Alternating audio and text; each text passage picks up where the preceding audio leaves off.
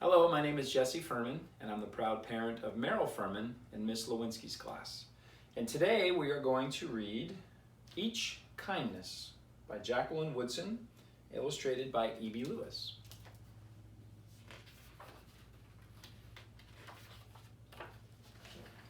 That winter, snow fell on everything, turning the world a brilliant white. One morning, as we settled into our seats, the classroom door opened and the principal came in. She had a girl with her, and she said to us, "This is Maya." Maya looked down at the floor. I think I heard her whisper, "Hello." We all stared at her.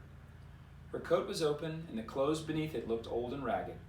Her shoes were spring shoes, not meant for the snow. A strap on one of them had broken. Our teacher, Ms. Albert, said, "Say good morning to our new student," but most of us were silent. The only empty seat was next to me. That's where our teacher put Maya. And on that first day, Maya turned to me and smiled. But I didn't smile back. I moved my chair, myself, and my books a little farther away from her. When she looked my way, I turned to the window and stared out at the snow. And every day after that, when Maya came into the classroom, I looked away and didn't smile back. My best friends that year were Kendra and Sophie. At lunchtime, we walked around the schoolyard, our fingers laced together, whispering secrets into each other's ears. One day, while we were near the slide, Maya came over to us. She held open her hand to show us the shiny jacks and tiny red balls she'd gotten for her birthday. "It's a high bouncer," she said, but none of us wanted to play.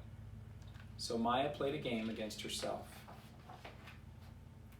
That afternoon, when we got back into the classroom, Maya whispered to me, "Bet you can't guess who the new Jacks champion of the world is."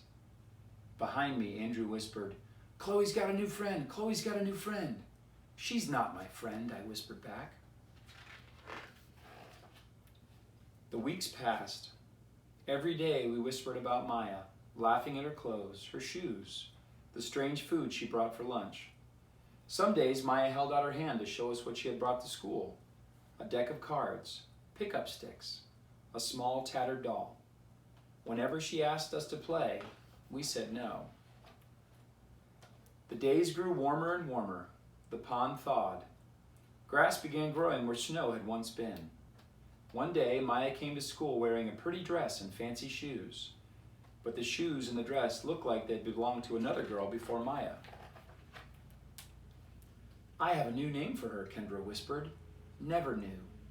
Everything she has came from a secondhand store." We all laughed. Maya stood by the fence.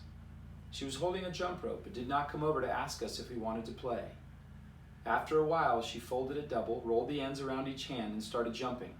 She jumped around the whole schoolyard without stopping. She didn't look up once, just jumped, jumped, jumped. The next day, Maya's seat was empty. In class that morning, we were talking about kindness. Ms. Albert had brought a big bowl into class and filled it with water.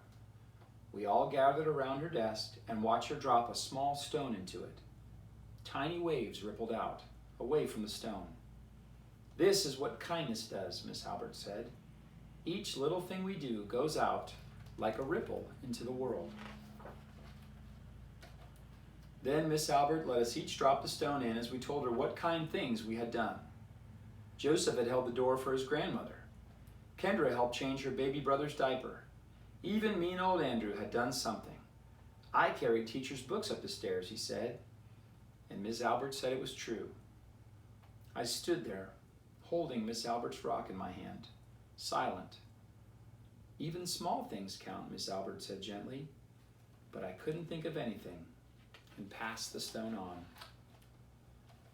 Maya didn't come to school the next day, or the day after that.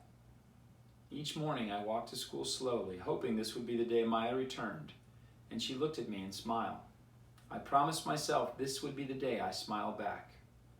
"Each kindness," Miss Albert had said, "makes the whole world a little bit better." But Maya's seat remained empty. And one day, Miss Albert announced to the class that Maya wouldn't be coming back. Her family had to move away, Miss Albert said.